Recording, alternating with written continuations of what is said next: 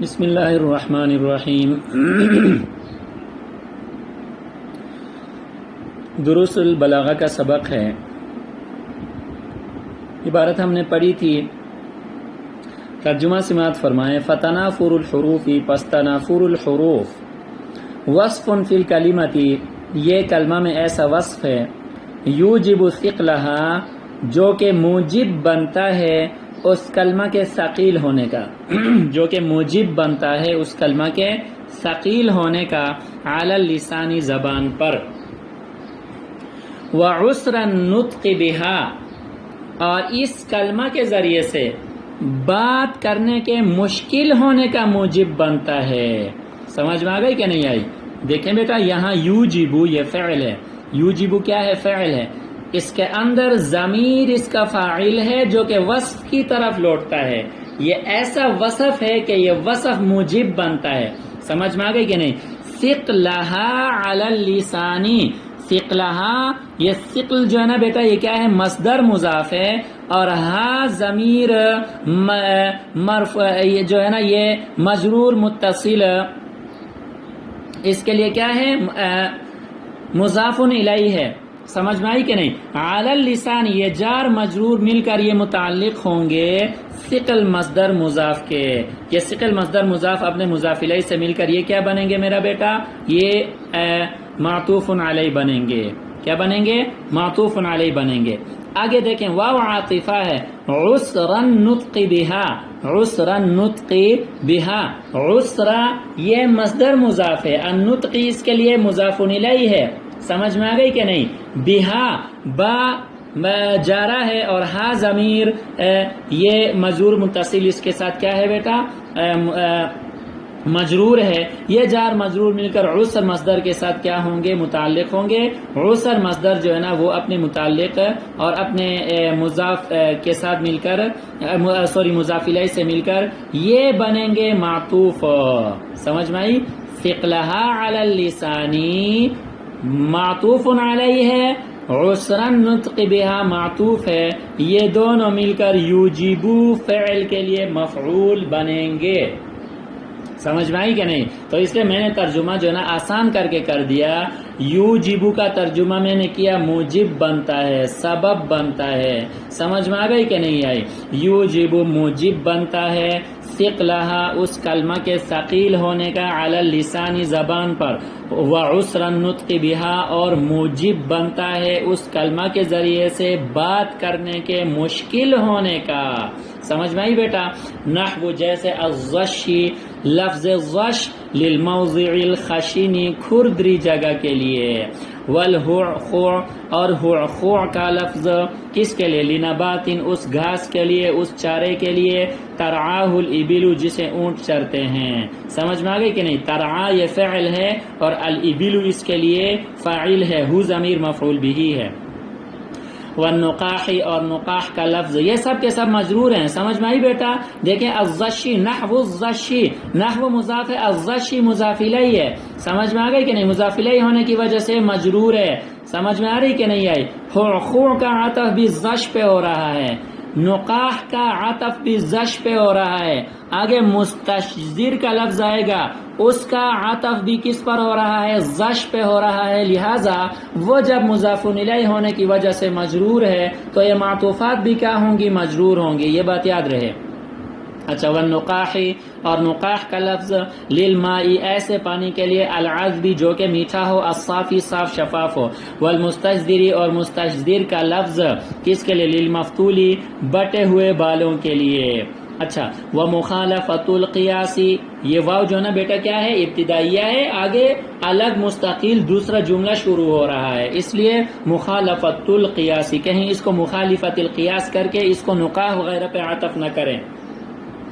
ومخالفت القیاسی اور مخالفت قیاس، کون الکلمتی کلمہ کا ہونا، غیر جاریت غیر جاری، علی القانون الصرفی صرفی قانون پر، کلمہ کا صرفی قانون پر جاری نہ ہونا، کلمہ کا صرفی قانون پر جاری نہ ہونا۔ میں آسان کر کے آپ کو بتا دوں، کلمہ کا صرفی قانون کے خلاف ہونا، کلمہ کا صرفی قانون کے خلاف ہونا۔ اچھا دیکھیں، کون الکلمت میں کون مصدر ہے فعل ناقص افعال ناقصہ کا، کون مصدر کس کا ہے بیٹا؟ افعال ناقصہ کا ہے. الکلمتی یہ اگر لفظاً مجرور ہے مضاف الیہ ہونے کی وجہ سے، لیکن محلاً جو ہے نا بیٹا یہ کیا ہے؟ منصوب ہے، کیونکہ افعال منصوب نہیں مرفوع ہے، کیونکہ افعال ناقصہ کا اسم جو ہے نا بیٹا وہ کیا ہوتا ہے؟ مرفوع ہوتا ہے، اور یہ محلاً مرفوع ہے فعل ناقص کے مصدر کون کا اسم ہونے کی وجہ سے، لیکن لفظاً مجرور ہے. لفظاً کیا ہے بیٹا؟ مجرور ہے، کیونکہ مضاف الیہ ہے، لفظاً مضاف الیہ ہے، اس لیے پڑھتے ہوئے ہم اس کو مجرور پڑھیں گے. کون الکلمتی، کون الکلمتی. سمجھ میں آ گئی کہ نہیں آئی؟ آگے غیر جاریتین، غیر مضاف ہے، جاریتین مضاف الیہ ہے. اس کو منصوب اس لیے پڑھا کہ یہ کون مصدر کے لیے کیا بن رہا ہے؟ خبر بن رہا ہے. فعل ناقص کی خبر منصوب ہوتی ہے، اس لیے. سمجھ میں آ رہی کہ نہیں آ رہی؟ کون الکلمتی غیر جاریت علی القانون الصرفی، کلمہ کا صرفی قانون پر جاری نہ ہونا، یعنی کلمہ کا صرفی قانون کے خلاف ہونا. اچھا، کجمع بوق علی بوقات، جیسا کہ بوق کی جمع بوقات لانا. فی قول المتنبی، متنبی کے اس قول میں. فإن یک بعض الناس، پس اگر ہوں بعض لوگ.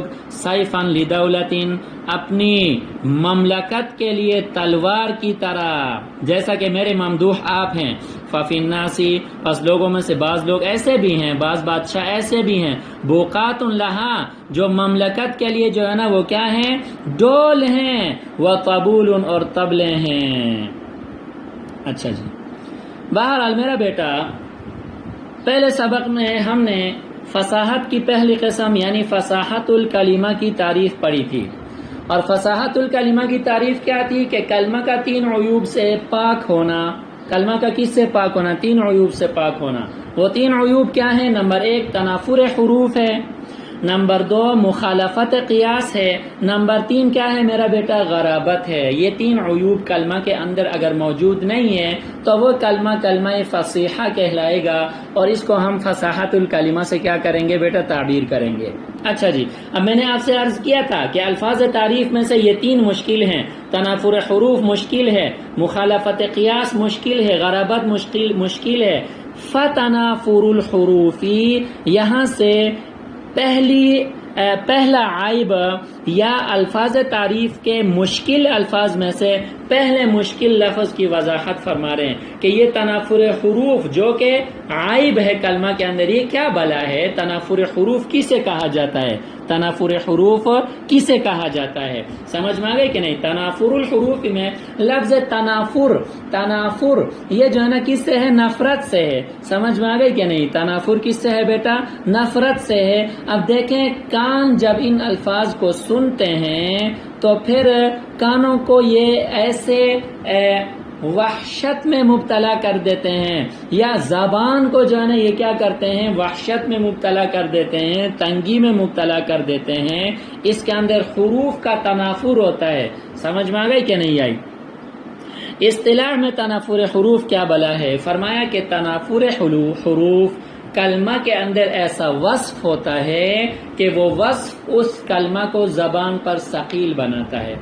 وہ وصف اس کلمہ کو کیا کرتا ہے؟ زبان پر ثقیل بناتا ہے، اور زبان سے اس لفظ کو، اس کلمہ کو ادا کرنا مشکل ہو جاتا ہے. سمجھ میں آ رہی بیٹا؟ یعنی کسی لفظ کے اندر ایسے حروف اکٹھے ہوتے ہیں کہ ان حروف کے اکٹھے ہونے کی وجہ سے اس لفظ کی زبان پر ادائیگی مشکل ہوتی ہے، ثقیل ہوتی ہے. آسان کر کے میں نے آپ کو بتا دیا، لفظ کے اندر ایسے حروف ہوتے ہیں کہ ان حروف کے اکٹھے ہونے کی وجہ سے اس لفظ کو، اس کلمہ کو زبان سے ادا کرنا ثقیل اور مشکل ہو جاتا ہے. اور یہ اہل زبان کو پتہ ہے. تنافر حروف کا پتہ کیسے چلے گا وہ آگے جا کر ہم بیان کریں گے کہ تنافر حروف کا پتہ ایسے چلے گا.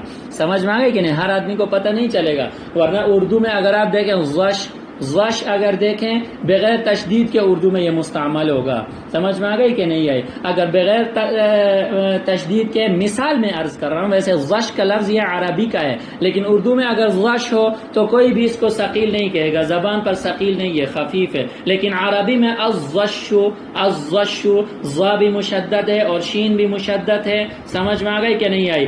اور پھر ضا جو ہے نا یہ حروف مستعلیہ میں سے ہے، ایک اور جو ہے نا وہ پور پڑھنے والا کام اس میں ہوا، تو یہ ایک تو اس کو پور پڑھا جائے گا، پھر شین بھی مشدد ہوگا اور ضا بھی مشدد ہوگا، تو اس کے اندر ثقل پیدا ہوگا، سمجھ میں آ گئی کہ نہیں آئی؟ عرب والے اس کو سمجھیں گے، اہل زبان اس کو سمجھیں گے۔ خلاصہ کلام یہ ہے کہ تنافر حروف کلمہ میں وہ وصف ہے جو کلمہ کو زبان پر ثقیل بناتا ہے اور اس کے ذریعے سے بات کرنا مشکل ہو جاتا ہے، جیسا کہ لفظ زش، یہ لفظ جو ہے نا یہ کیا ہے بیٹا؟ یہ فصیح نہیں ہے۔ فصیح کیوں نہیں ہے؟ اس کے اندر فصاحت الکلمہ نہیں ہے۔ فصاحت الکلمہ اس کے اندر کیوں نہیں ہے میرا بیٹا؟ اس کے اندر تنافر حروف ہے جو کہ فصاحت کلمہ کے کیا ہے؟ خلاف ہے۔ اور زش کسے کہا جاتا ہے؟ للموضع الخشینی، کھردری جگہ کو کہا جاتا ہے۔ اب دیکھیں الزش زبان پر ثقیل ہوا کہ نہیں ہوا؟ ہوا۔ اگر آپ کہیں خشین زبان پر ثقیل ہوا؟ بالکل بھی نہیں ہوا۔ زبر زیر، ایک زبر ہے، ایک زیر ہے اور دو تنوین ہے، کوئی بھی حرف اس میں مشدد نہیں ہے، حروف مشددہ کا تکرار نہیں ہے، سمجھ میں آ رہی بیٹا؟ اچھا آگے دیکھیں، خوع، دوسرا لفظ جو ہے نا ثقیل لفظ خوع ہے۔ خوع یہ فصیح لفظ نہیں ہے، کیوں؟ فصاحت الکلمہ اس کے اندر نہیں ہے۔ فصاحت الکلمہ کیوں نہیں ہے؟ فصاحت الکلمہ اس لیے نہیں ہے کہ اس کے اندر تنافر حروف ہے، سمجھ میں آ گئی کہ نہیں آئی؟ دیکھیں سارے حروف حلقی جو ہے نا وہ ایک ہی کلمہ میں اکٹھے ہوئے ہیں، خوع، سمجھ میں آ گئی کہ نہیں؟ اس کو تلفظ کرنا خود ہمارے لیے بھی مشکل ہو رہا ہے، سمجھ میں آئی کہ نہیں آئی؟ اب دیکھیں یہ کس کو کہا جاتا ہے؟ لنبات ترعاہ الابل، ایک گھاس ہے کہ جس کو اونٹ چرتے ہیں، اس کے لیے خوع کا لفظ استعمال کرتے ہیں، اور یہ زبان پر ثقیل ہے، لہذا تنافر حروف اس کے اندر ہے۔ جب تنافر حروف اس کے اندر ہے تو یہ کلمہ فصیحہ نہیں ہے، فصاحت الکلمہ کے خلاف ہے۔ یاد رہے یہ ساری مثالیں تنافر حروف کی ہیں۔ والنقاح، نقاح کا لفظ للماء العذب الصافی، میٹھے صاف شفاف پانی کے لیے۔ نقاح کا لفظ اہل زبان کے نزدیک یہ بھی جو ہے نا بیٹا کیا ہے؟ ثقیل ہے۔ اہل زبان کے نزدیک یہ بھی کیا ہے؟ ثقیل ہے، تنافر حروف ہے، لہٰذا یہ کلمہ فصیحہ نہیں ہے۔ مستشزر، سمجھ میں آ گئی کہ نہیں ہے؟ یہ بھی اہل زبان کے نزدیک ثقیل ہے زبان پر۔ اور مفتول، بٹے ہوئے بالوں کو کہا جاتا ہے مفتول، سمجھ میں آ گئی کہ نہیں آئی؟ بہرحال بٹے ہوئے بالوں والوں کے لیے مستشزر کا لفظ استعمال کرنا۔ اچھا جی، اور یہ مستشزر کا لفظ اہل زبان کے نزدیک کیا ہے؟ یہ بھی ثقیل ہے، تو لہٰذا یہ الزش، خوع، نقاح اور مستشزر یہ ایسے الفاظ ہیں جو کہ فصیح نہیں ہیں، یہ کلمہ فصیحہ نہیں ہے۔ کلمہ فصیحہ کیوں نہیں ہے؟ اس لیے نہیں ہے کہ ان کے اندر تنافر حروف ہے، کیونکہ اہل زبان کے نزدیک یہ زبان پر ثقیل ہیں اور ان کی ادائیگی میں زبان کو دشواری کا سامنا کرنا پڑتا ہے۔